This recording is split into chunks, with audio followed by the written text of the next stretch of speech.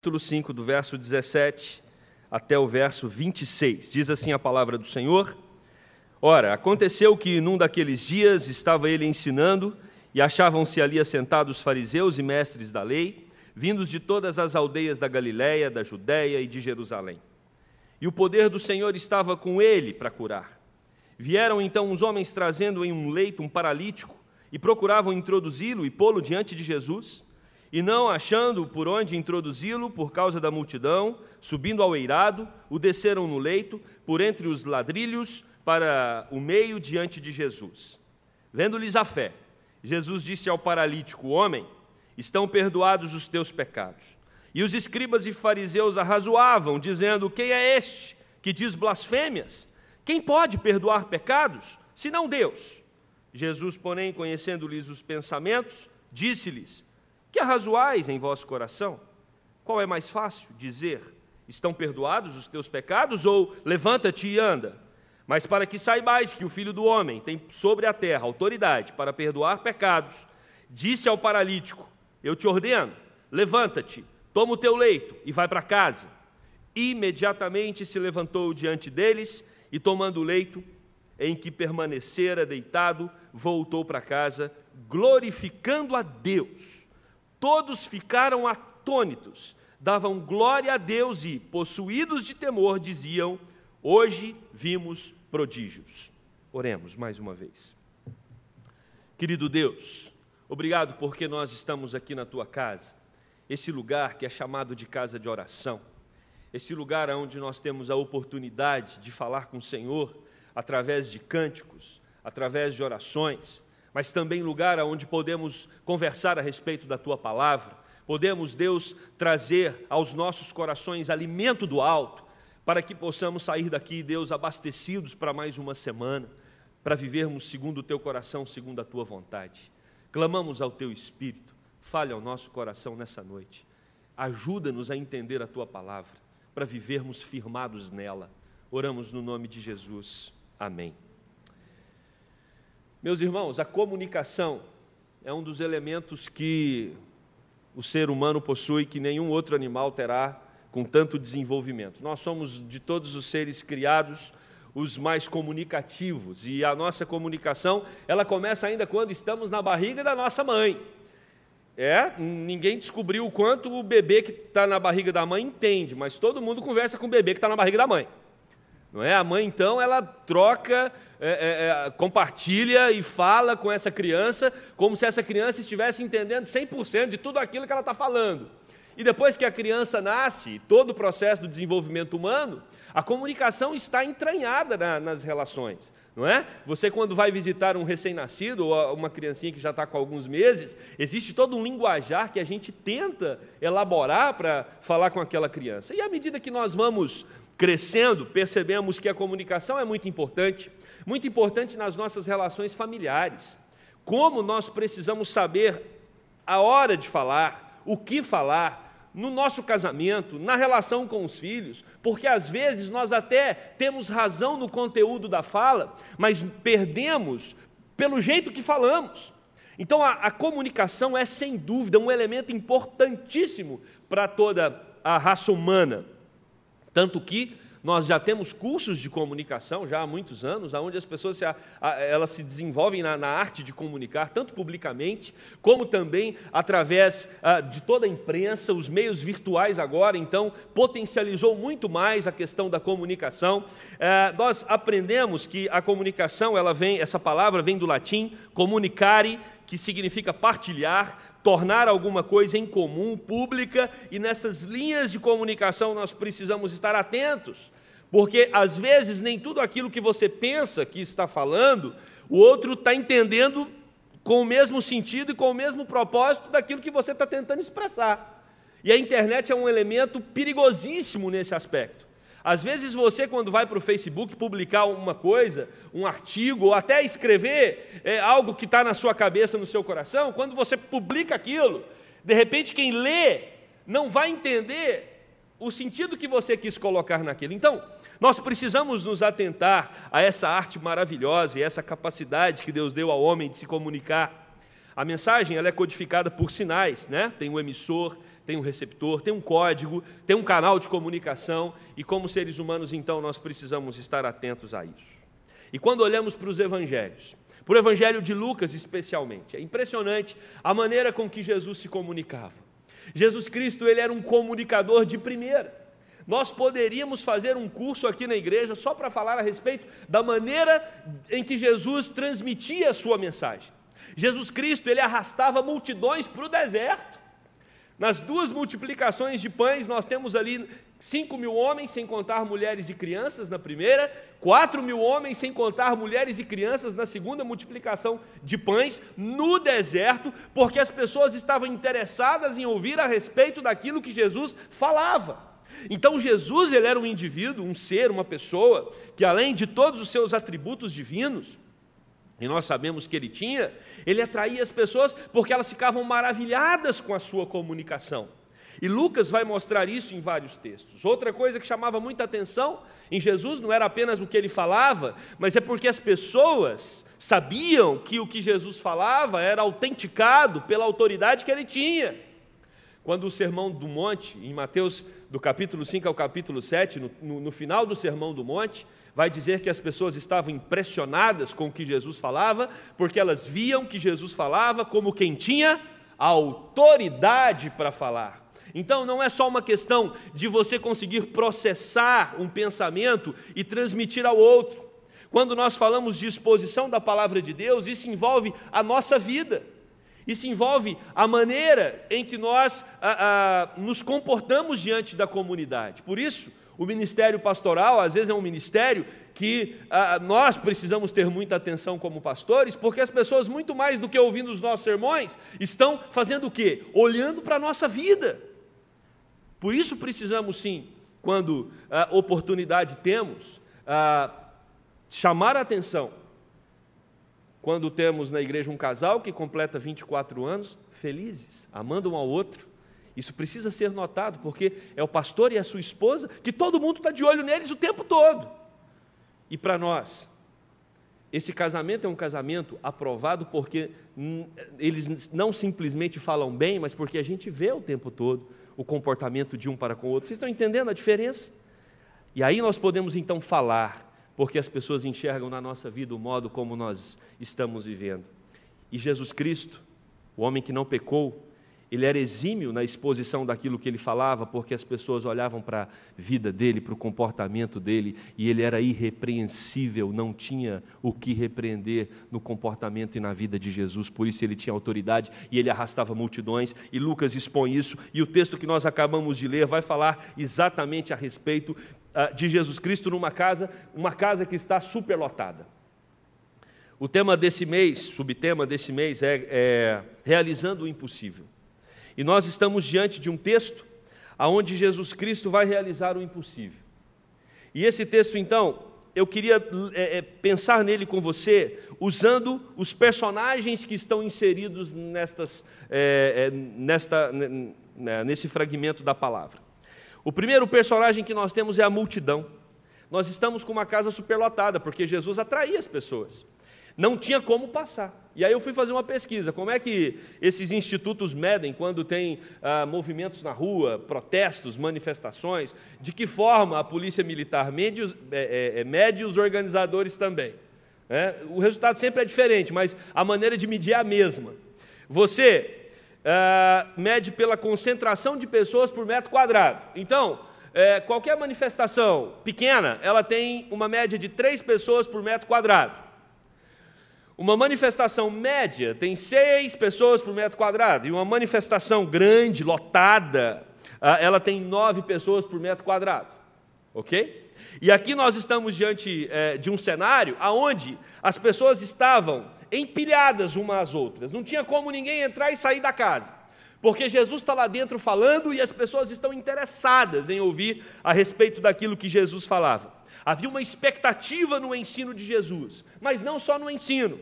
Lucas já havia narrado aqui antes desse texto a respeito de outras curas que Jesus tinha realizado, por exemplo, a cura de um leproso, e as pessoas também querem ver o milagre de Jesus. Elas estão ali pelo que Jesus fala e pelo que Jesus faz. Então você tem os discípulos de Jesus naquela casa, Você tem os amigos de Jesus, que não eram só os discípulos, tinham outros amigos, né, que seguiam a Jesus. Você tem ali naquela casa curiosos, porque sempre vai ter curioso, aonde tem uma pessoa falando, uma pessoa eloquente falando, e uma pessoa que realiza coisas sobrenaturais. E você tem ali, o texto vai falar, escribas e fariseus que saíram de todas as partes de Jerusalém. Hendrickson vai dizer que isso é uma hipérbole, né? Que esses escribas e fariseus saíram de todas as partes, para dar a ideia de que havia um grande público ali de pessoas querendo testar Jesus. Então, Jesus está diante de um público esse público está dividido com várias intenções para com ele. Tem gente simplesmente curiosa, que não quer aprender nada. Tem gente que quer absorver o máximo daquilo que ele está comunicando. E tem gente que quer absorver o que ele está comunicando para atacá-lo. E Jesus Cristo, com a sua maestria, continua falando a respeito do seu propósito e do seu ministério. E aí nós temos um segundo grupo de pessoas. O primeiro grupo é a multidão. O segundo grupo é formado por um paralítico e seus amigos. Eles não estão dentro da casa. Nós não temos como imaginar como que se configurou o projeto do paralítico chegar até Jesus. Mas o fato é que esse paralítico com mais 4 amigos combinaram de chegar até Jesus, porque eles acreditavam que Jesus tinha condições de mudar aquela realidade. Jesus tinha condição de fazer aquele homem andar. E diferente do coxo de Betesda, aquele coxo que estava lá há 38 anos esperando alguém para ajudá-lo, ele não tinha nenhum amigo para, enquanto a água movimentasse, ele poder entrar naquela água e ser curado. Esse homem aqui tem amigos. Estes amigos não eram só amigos dele, mas eram amigos que tinham uma fé como a dele, porque eles acreditam no projeto do paralítico. Talvez a ideia tenha surgido do próprio paralítico, provavelmente. Ele queria a cura de Jesus. E ele então tem ali 4 homens que acreditam que levando-o até Jesus, ele vai ter a sua realidade transformada. Eles são solícitos, eles são compassivos, eles se envolvem com o problema daquele amigo paralítico. Eles querem ver aquele amigo transformado. Meus amados, nós como igreja, precisamos ter essa mesma sensibilidade que os amigos do paralítico estavam tendo para com ele. Às vezes nós caminhamos muito sozinhos, às vezes nós estamos envolvidos muito com os nossos problemas. Provavelmente os 4 amigos do paralítico tinham também as suas questões pessoais, tinham também os seus problemas diários. Mas naquele momento, eles se envolveram com o amigo, porque eles viam e eles perceberam que havia uma solução para o problema do amigo, e a solução estava em Jesus Cristo. Então, eles se unem para ir até Jesus, levando-o até Jesus para que ele seja curado. Mas, meus amados, imagine esse projeto. Eles colocam aquele paralítico numa maca, que era uma maca que já usava.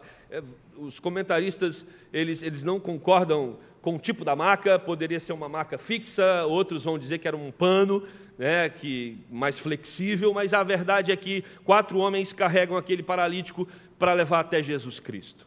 Mas quando eles chegam na casa, não havia nenhuma maneira, nenhum jeito, nenhuma brecha para que eles pudessem entrar na casa.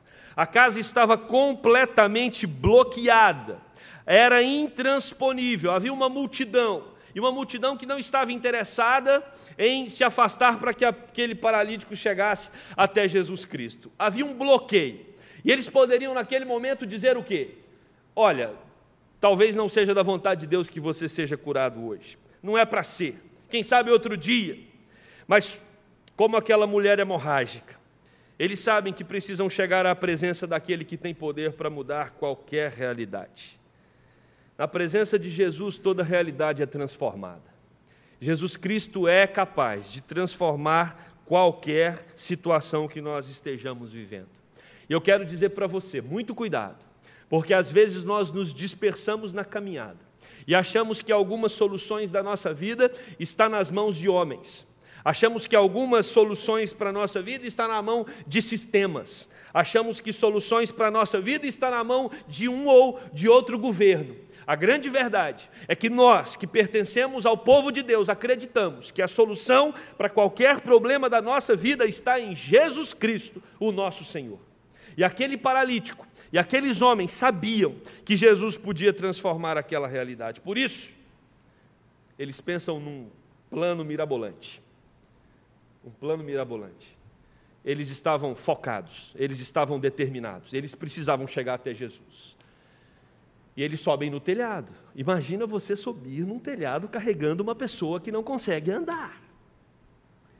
E eles então tiram uma placa do telhado e vão dizer, né, aqueles que falam do contexto, que escrevem a respeito do contexto aqui das casas da época, o telhado era um telhado de galhos com barro. Então não era difícil você movimentar a placa. Eles sobem com aquele homem, eles movimentam uma placa, e eles então colocam o homem na maca e com uma corda, eles descem aquele homem até a presença de Jesus. Isso é que é amigo. Isso é que é amigo. Eles vão às últimas consequências com aquele homem. Imagina se cai, não é? Do telhado. Mas eles arriscaram. Era uma manobra de alto risco, mas eles sabiam que uma vez que aquele paralítico entrasse em contato com Jesus, a realidade dele seria transformada. Quantas pessoas no seu trabalho, na sua escola, na sua convivência no condomínio, ali onde você mora, vêm para você dizer a respeito de problemas que estão passando, dificuldades, adversidades, das mais diversas, financeiras, saúde, problemas de relacionamento? Quantas vezes você disse para essas pessoas que estão no seu convívio que a realidade delas pode ser transformada quando elas entrarem em contato com Jesus Cristo? Porque esses amigos aqui sabiam que ao se aproximar de Jesus, aquele homem seria transformado. Jesus olha para baixo, ele vê um paralítico que não pode andar. Jesus olha para cima, ele vê 4 amigos. E Jesus, ao olhar para todo esse cenário, o que ele diz? Para aquele homem paralítico: você é um homem de fé. Você é um homem de fé. Você realmente crê que eu posso transformar a sua realidade? O paralítico, depois de todo esse trabalho, imagine isso, diante de toda essa situação, agora ele está com uma grande expectativa para ser curado. Está tudo certo, todo o processo foi cumprido. Ele está ali diante de Jesus. É só Jesus dizer: levanta e anda. Não é isso? A expectativa é essa. Aí Jesus olha para ele e diz o quê? Estão perdoados os teus pecados. Eu fico imaginando se eu fosse o paralítico. Ele dizer: Jesus, vamos para outro assunto. Jesus Cristo, às vezes ele dá voltas com a gente. Eu tenho dito isso. Às vezes a gente chega para pedir alguma coisa para Deus e Deus fala assim: vamos caminhar? Vamos dar uma volta? Deus não está interessado em responder o que você está pedindo para Ele na hora que você quer. Porque Deus não quer ensinar, não quer só transformar a sua realidade, não quer só resolver o seu problema. Deus quer usar o seu problema para te ensinar muito mais e coisas muito maiores do que às vezes a solução do seu problema. Deus não trabalha nessa relação seca, fria, onde você diz: Deus, eu preciso disso, Ele te dá na hora. Deus, eu preciso disso, Ele te... Não é. A relação com Deus não é assim. Os processos de Deus são diferentes, e se você prestar atenção nos momentos em que Jesus se comunica com as pessoas, você vai ver que para cada pessoa havia um jeito de se comunicar diferente. Para cada pessoa, Jesus tinha uma reação diferente. Ele curava. Todos os que o procuraram receberam a cura, né? Ou pelo menos nos textos bíblicos a gente percebe que acontecia assim. Mas para cada pessoa há uma reação diferente de Jesus no processo de cura. E quando aquele homem chega com toda a expectativa do mundo, e os amigos lá de cima olhando: vai ser agora, ele vai levantar. Jesus fala: estão perdoados os teus pecados. Porque Jesus, ele não se comunica apenas com o enfermo, Jesus também está se comunicando com aqueles que estão no auditório, com aqueles que estão ali para prová-lo. O paralítico deseja a cura, mas Jesus tem múltiplos propósitos. Grava essa expressão: Jesus tem múltiplos propósitos. Você, quando vai para Deus pedir uma coisa, você tem um propósito específico, mas Deus tem múltiplos propósitos. Às vezes nos achegamos a Cristo com um pedido, mas Jesus tem múltiplos propósitos.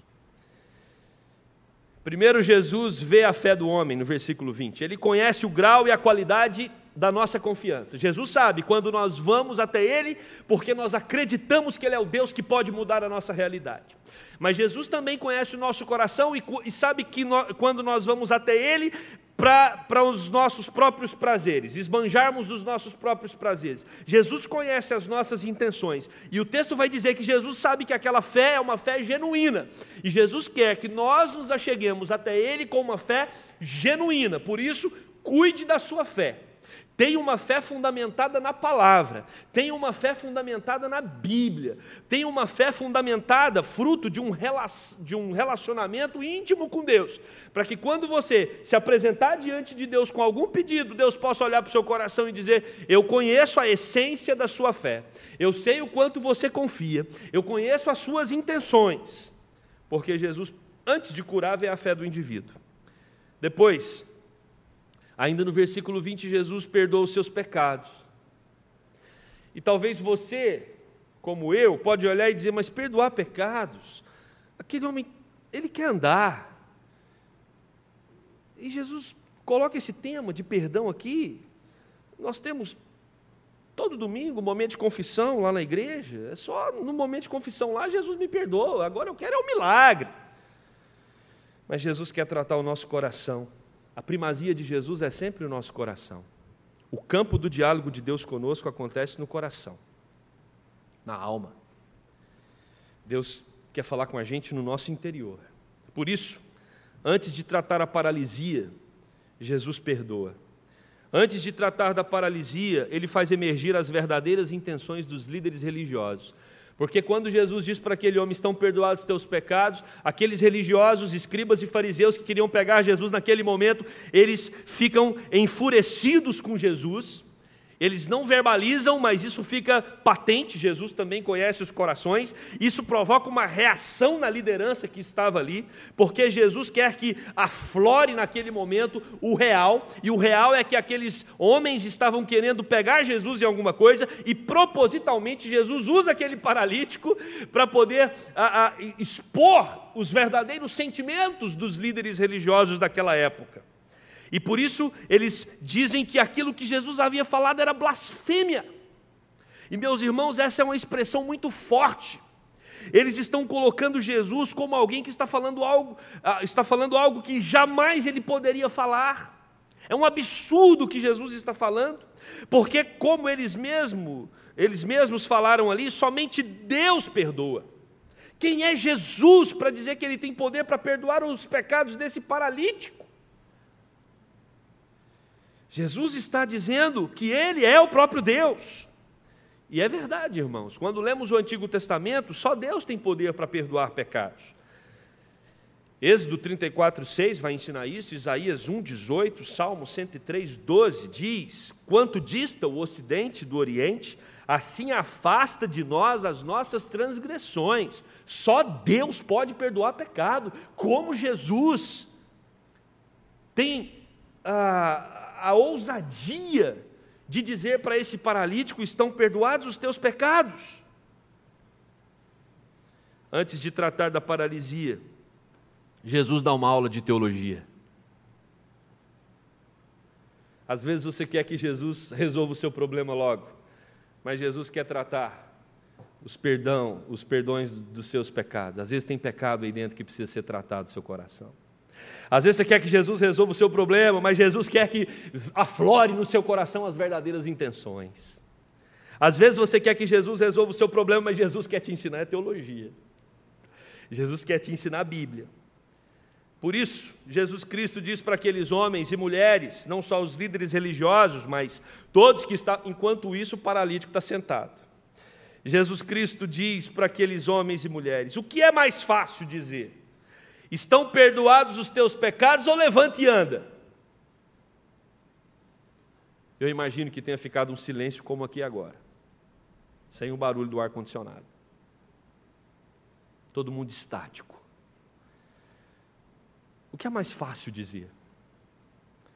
Poderia-se deduzir, perdoar pecados é subjetivo. Ninguém vê o perdão do pecado, é alguma coisa que acontece no campo espiritual.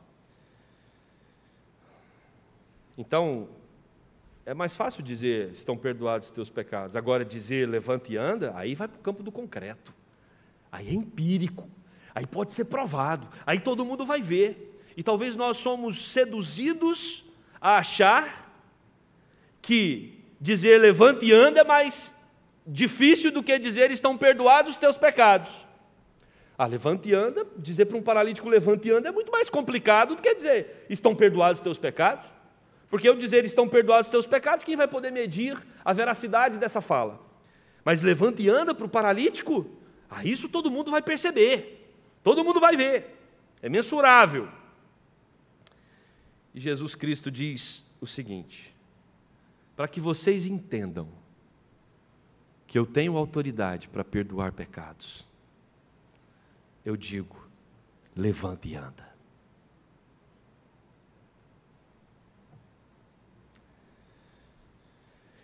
A sua palavra é tão poderosa para dizer levanta e anda, como ela é poderosa para dizer estão perdoados os teus pecados. Jesus Cristo veio ao mundo para dizer para o paralítico levanta e anda. E eu fico imaginando aquele paralítico, com todo o seu sistema muscular, todos os seus nervos se recompondo. Imagina toda a sua estrutura física se retomando. E aquele homem então ficando em pé. E Jesus Cristo, ele sempre falava isso, né? Levanta, toma a tua cama, ou já dá trabalho para o indivíduo, já mostra que você está forte. Pega a sua cama e leva. E aquele homem então levanta, toma a sua cama e sai andando no meio da multidão. Mas Jesus fez isso para provar e mostrar para todos que estavam ali dentro daquela casa naquele momento, que mais do que curar um paralítico, e é claro que mais importante do que a cura de um paralítico, é a consciência de que Ele tem poder para perdoar pecados. Jesus quer deixar claro que Ele não veio apenas para resolver os nossos problemas ordinários ou do dia a dia, que são importantes.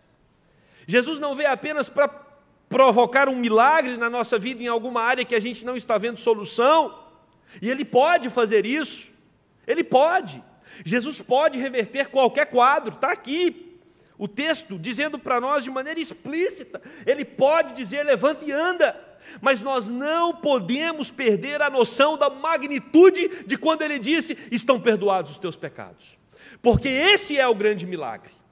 É quando Jesus Cristo, por meio do seu sacrifício, Ele rasga a nossa dívida diante de Deus. Eu e você, a partir do momento que nós cremos em Jesus como Salvador, nós agora temos os nossos pecados perdoados. E é isso que deve encher o nosso coração de alegria. É isso que deve nos deixar atônitos. É isso que deve fazer com que nós vivamos alegres a cada dia, mesmo enfrentando problemas. Porque é isso que Jesus quer ver na nossa vida.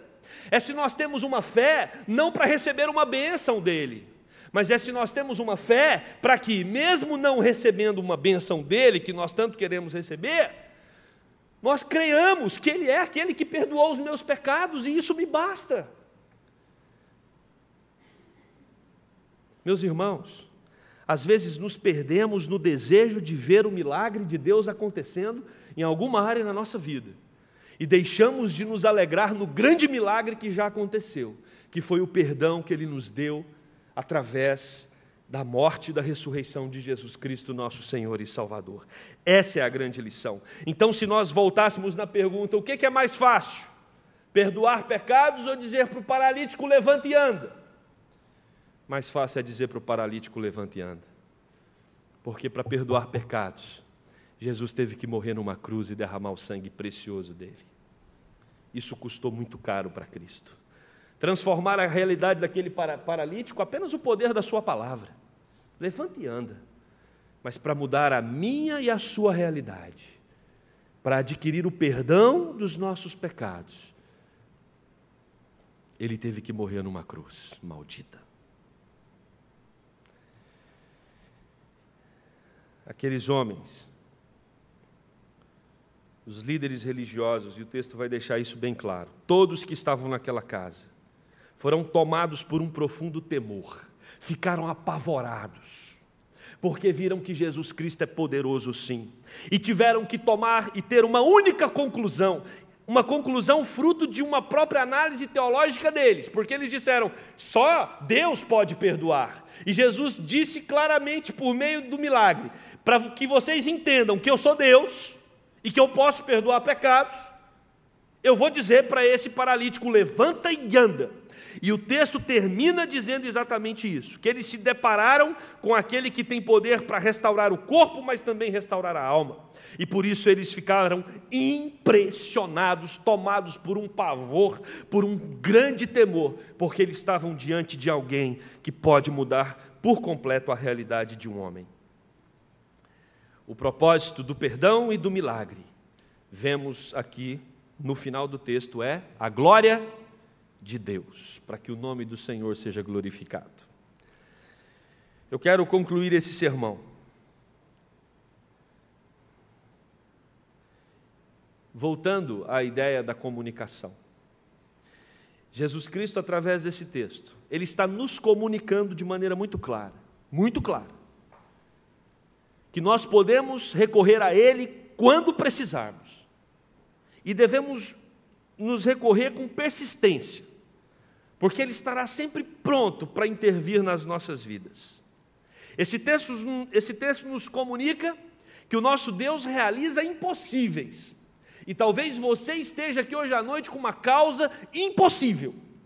Você fala, eu não estou conseguindo enxergar a saída para o meu problema. Jesus Cristo te dá a saída para o seu problema. Vá até Ele, busque refúgio nele, porque Ele é aquele que pode transformar a nossa realidade. Jesus nos revela, também nesse texto, que antes de transformar a nossa realidade, Ele quer nos mostrar outros propósitos para com a nossa vida, múltiplos propósitos. Jesus quer nos ensinar outras coisas, não somente nos dando aquilo que pedimos, mas ampliando a nossa percepção a respeito do nosso relacionamento com Ele. Às vezes Jesus quer expor a nossa fria religiosidade, às vezes Ele quer tratar ou trazer à tona uma fé mercantilista, que só vai atrás dele por interesse. Mas Jesus também pode e quer transformar a sua realidade, principalmente fazer com que você entenda que Ele é capaz de perdoar os seus pecados. E aí eu vou falar para crente. Eu vou falar para crente que às vezes tem aí na sua biografia pecados que foram cometidos lá no passado e que te atormentam até hoje. Algumas coisas que você carrega aí no seu coração e já tentou fazer análise, já tentou fazer terapia e nada tira. Nada tira os seus traumas, as suas dores, os seus problemas, as suas crises, que às vezes você arrasta já há muito tempo. Se um dia você se deparou com Jesus Cristo, você tem que entender que Ele pegou todos os seus pecados e jogou no fundo do mar. E o próprio Deus se esquece deles. É um pecado quando você se tortura com pecados que já foram perdoados. Não se torture com pecados que já foram perdoados. Você está enfraquecendo o poder da cruz. Jesus Cristo transforma a sua realidade e te faz novo. Você não é apenas uma pessoa melhorada por Jesus. Você é uma nova criatura. Então, para você que já tem Jesus no seu coração, lembre-se que os seus pecados foram perdoados. E você precisa ter leveza. Você precisa ter alegria na certeza de que em Cristo tudo se fez novo. Mas talvez nós temos pessoas aqui hoje à noite que ainda não conheceram Jesus. Fazem parte da multidão. Estão aqui por curiosidade ou estão aqui porque têm uma simpatia pela igreja, mas ainda não se deparou com esse Jesus que é capaz de perdoar pecados. Quero dizer para você que esse Jesus, Ele pode transformar a sua realidade por completo. Esse Jesus, Ele é capaz de transformar você e te dar uma nova vida, algo que você nunca experimentou, encher o seu coração de sentido e de significado. Esse Jesus é capaz de fazer com que você entenda uma outra dimensão da existência, uma dimensão que não se estende apenas a essa vida aqui na terra, mas ela vai para toda a eternidade. Um Jesus que te ama, e te ama tanto que foi capaz de morrer numa cruz, para que ali o seu pecado fosse perdoado.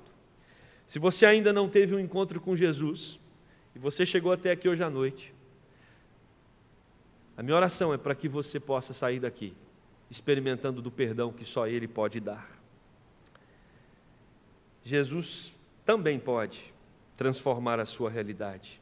Ele salva, Ele cura e Ele liberta. Ele realiza o impossível. Jesus quer tratar o coração, pois quando isso ocorre, não nos resta outra coisa senão glorificarmos o seu nome, rendermos a Ele toda a adoração. Esse é o fim, esse é o propósito da nossa vida, glorificarmos a Deus. E para isso, precisamos nos alegrar no perdão que recebemos dos nossos pecados. E para isso, precisamos crer também que Ele realiza o impossível por nós. Deus realiza o impossível por nós. Deus está interessado em transformar a sua realidade, como Ele também transformou a realidade daquele paralítico. Vá até Ele, converse com Ele, busque-o de todo o seu coração, e você vai experimentar do milagre de Deus na sua vida. Amém? Vamos orar. Querido Deus e eterno Pai, aqui estamos nós. Aqui estamos nós como pessoas que creem no poder transformador de Jesus Cristo. O Jesus que realiza o impossível. E não há impossível maior do que o perdão dos nossos pecados. E quão bom saber que nós podemos sair daqui hoje à noite e irmos para o nosso trabalho, para a nossa luta semanal, na certeza de que nós temos um Deus que nos perdoa, um Deus que nos ama, um Deus que se relaciona conosco, um Deus que se interessa por nós e um Deus também que transforma a nossa realidade. Porque se o Senhor foi capaz de enviar o Teu Filho para morrer e para nos perdoar os pecados, é claro que o Senhor também vai cuidar de todas as outras áreas na nossa vida. Por isso, Deus, eu quero apresentar diante do Senhor aqueles que vieram aqui hoje à noite e trazem nos seus corações, trazem na sua alma problemas, angústias, dores, traumas, enfermidades que estão os atormentando, Deus. A nossa oração é para que o Senhor intervenha poderosamente. A nossa oração, Deus, é para que o Senhor faça um milagre na vida destes, que eles possam experimentar do poder salvador, mas também do poder transformador que o Senhor promove na vida daqueles que te buscam. Ó Deus, que o Senhor opere nessa noite, que o Senhor opere nessa semana, ajudando-nos, Deus, a confiar em Ti a cada dia mais, ajudando-nos, ó Deus, a entender que quando nós vamos até a Tua direção, o Senhor está sempre pronto para intervir poderosamente na nossa vida. E que possamos, Deus, depender, confiar e buscar sempre os Teus propósitos maravilhosos. Oramos no nome de Jesus. Amém e amém.